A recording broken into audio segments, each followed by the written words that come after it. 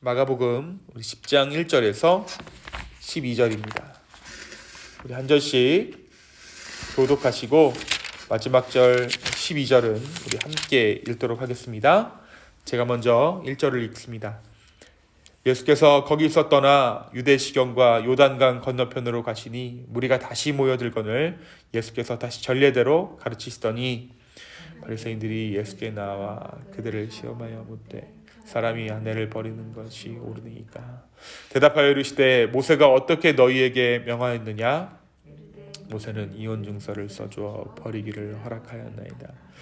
예수께서 그들에게 이르시되 너희 마음이 완악함으로 말미암아 이 명령을 기록하였거니와 창조 때로부터 사람을 남자와 여자로 지으셨으니 이러므로 사람이 그 부모를 떠나서 그 둘이 한 몸이 될지라. 이러한즉 이제 둘이 아니요 한 몸이니 그러므로 하나님이 짝지어 주신 것을 사람이 나누지 못할지니라 하시더라. 집에서 제자들이 다시 이를 물으니 이르시되 누구든지 그 아내를 버리고 다른 데에 장가드는 자는 본처에게 간음을 행하니요 또 아내가 남편을 버리고 다른 데로 시집가면 간음을 행함이니라. 아멘. 오늘은 예수님께서 가버나움에 계시던 예수님께서 다시 강을 건너셔서 유대시경과 요단강 건너편으로 가시게 된 그 상황에서 무리가 예수님께로 모여드니까 예수님께서 가르침, 하나님의 나라를 가르치신 그 이야기를 배경으로 하고 있습니다.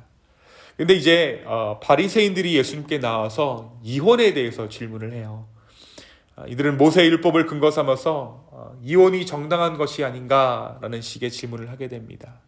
실제로 신명기 24장에 보면 이혼에 관한 율법이 있습니다. 그 이혼에 관한 율법이 어떻게 기록되어져 있냐면 여자가 남자의 눈에 들지 않으면 남자는 이혼 증서를 써서 다시 그 여자를 여자의 집으로 돌려보낼 수가 있었어요.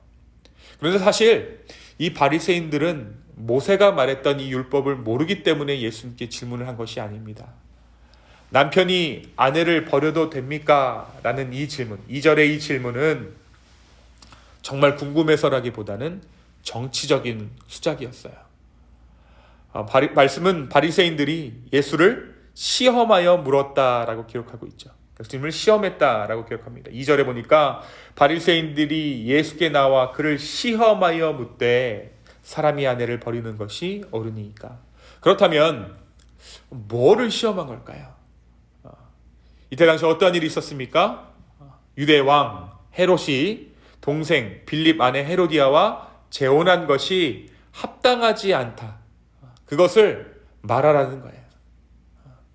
이 일로 어떤 사람이 죽었습니까? 이미 세례 요한이 이 일로 인해서 죽었던 상황이죠. 그러니까 이혼에 대한 문제는 이미 한번 온 유다 땅을 시끄럽게 했던 화제성이 있던 질문이었어요. 그러니까 예수님께서 이 질문에 대해서 너희 절대 이혼할 수 없어 라고 이야기를 하면 어떻게 됩니까? 예수님이 이 왕의 이혼에 대해서 비판한 것이 되는 거예요. 그래서 바리새인들은 이것에 대해서 예수님에게 정치적인 해를 가하기 위한 빌미를 찾으려는 의도로 이 질문을 했습니다. 예수님은 바리새인들의 이러한 질문에 다시 한번 하나님의 나라의 가치를 말씀하시죠. 우리가 이 마가복음서를 통해서 알 수 있는 통찰이 한 가지 있는데요. 예수님은 늘 바리새인들이 시험하려는 질문들에 대한 대답으로 진리를 선포하세요. 그러니까 시험하려 오면 오히려 진리가 선포되는 거예요. 이 말이 무엇입니까? 시험은 진리를 오히려 드러나게 만든다는 것이죠. 바리새인들의 어리석은 질문들이 오히려 예수님의 진리를 드러냈듯이 우리의 삶에서도 사단의 집요한 공격들, 특별히 우리를 시험에 빠뜨리려는 그 공격들을 통해 예수님의 진리는 드러나는 것입니다. 오늘 말씀에서도 율법에 대해서 이야기하게 만든 것은 바리새인의 입술들을 통해서 이미 이야기하게 만드세요. 어떻게 이야기하게 만드십니까? 모세는 이혼 증서를 써주어 버리기를 허락하였나이다. 그러니까 어떻게 보면 이들의 입술로 헤롯이 이혼한 것은 구약의 율법상에는 문제될 것이 없다라고 예수님께서 말씀하신 것이죠. 그런데 예수님께서 이 이혼에 대한 질문에 어떻게 하고 계십니까? 다름 아닌 오늘 말씀 6절에서 9절입니다. 우리 한번 읽어볼까요? 6절에서 9절의 말씀을 다 함께 읽겠습니다. 시작. 창조 때로부터 사람을 남자와 여자로 지으셨으니 이러므로 사람이 그 부모를 떠나서 그 둘이 한 몸이 될지니라. 이러한즉 이제 둘이 아니요 한 몸이니 그러므로 하나님이 짝지어 주신 것을 사람이 나누지 못할지니라 하시더라. 자, 이 말씀이 어떠한 말씀입니까? 이 말씀이 오늘날 우리가 결혼식에서 주례사로 들을 수 있는 본문이죠. 그렇죠? 그러니까 예수님은 이혼 문제에 대해서 결혼이 과연 무엇이냐라는 것으로 대답을 해주세요. 이혼에 대해서 물어온 바리새인들에게 결혼이란 이런 것이야 라고 예수님께서 말씀해 주신 것입니다. 그렇습니다. 여러분, 우리가 죄에 대해서 답을 내리려면 무엇이 선한 것인가, 무엇이 옳은 것인가에 대해서 보아야 해요. 여러분, 그래서 우리가 복음을 보면 예수 그리스도를 만나면 죄가 보이는 거예요. 예수 그리스도를 몰랐던 때에는 우리가 죄라고 생각되지 않았던 부분까지도 그리스도를 만나면 죄라고 생각되어지는 것입니다. 어두움이 무엇인가에 대해서 알려면 우리는 빛을 먼저 만나야 돼요. 어둠이 무엇인가에 대해서 알려면 빛이 어떠한 것인가를 먼저 깨달아야 합니다. 이혼에 대해서도 마찬가지예요. 이혼에 대해서 답을 내리려면 결혼이 무엇인지에 대해서 먼저 알아야 한다는 것이죠. 예수님은 결혼이란 남자와 여자가 만나 부모를 떠나 한 몸을 이루는 것이다. 이것은 우리가 나눌 수 있는 것이 아니라는 것입니다. 여러분, 한번 생각해 보세요. 설령 율법적으로 혹은 우리가 지금 살고 있는 이 세상 가운데 법적으로 이혼이라는 것을 우리가 한다고 한들 그것이 결혼해서 한 몸 되었던 두 사람을 나눌 수 있는 것일까요? 아니에요. 그냥 법적으로 나뉘어진 것이에요. 결혼이란 영적인 결합입니다. 육적인 결합입니다. 혼적인 결합이에요. 그래서 우리가 아무리 이혼하고 법적으로 갈라선다고 해도 그것이 완전한 갈라섬이 될 수 없는 것이, 결혼을 통해서 우리는 주 안에서 온전한 하나를 이루었기 때문입니다. 나누는 신육만 할 뿐이지. 예수님은 교회와 자기 자신의 관계를 신부와 신랑으로 비유해서 말씀하세요. 결혼 관계에 빗대어서 예수님과 교회를 설명하시죠. 그렇죠? 다시 말해서 교회와 예수님이 이제 우리 끝이야. 법적으로 아무리 증서를 만들었다고 할지라도, 교회가 먼저 이혼 선언을 한다고 할지라도 갈라설 수 있습니까? 없습니까? 갈라설 수 없어요. 우리가 호세아서를 통해서 확인할 수 있듯이 신부된 교회가 타락하고, 신부된 이스라엘이 타락하고 음란을 행하고 심지어 다른 남자를 찾아 도망가더라도 예수님은 결코 교회를, 이스라엘을, 하나님의 백성을, 하나님의 자녀를 결코 포기하지 않는다라는 것입니다.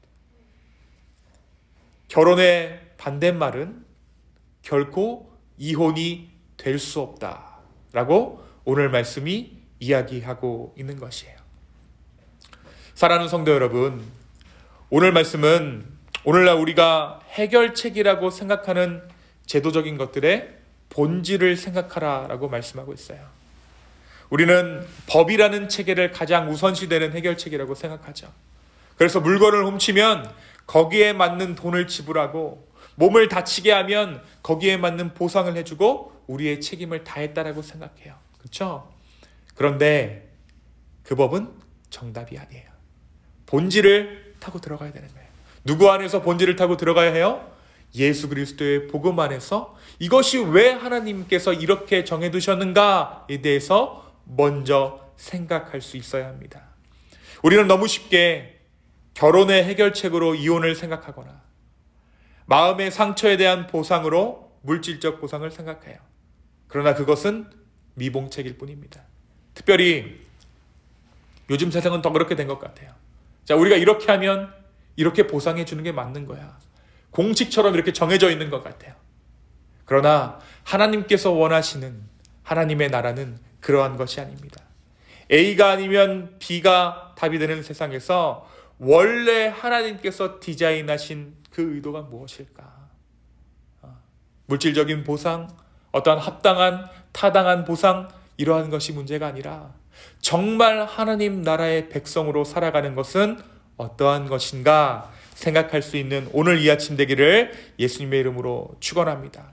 다시 한번 예수님께서 결코 신부된 교회를 버리지 아니하셨듯이 우리의 관계에 있어서 그 어떤 관계라도 정말 포기하지 않고 끝까지 주 앞에 매달리며 사랑할 수 없는 그 사람을 사랑하려고 할 때 주님께서 그 사랑 또한 우리 가운데 허락하실 줄로 믿습니다. 이 아침에 이 믿음을 가지고 주께 나아가는 저와 여러분 되기를 예수님의 이름으로 축원합니다. 이 시간 함께 기도하겠습니다. 주님, 오늘 이 아침에 우리가 나와서 기도하며 주께 나아갑니다.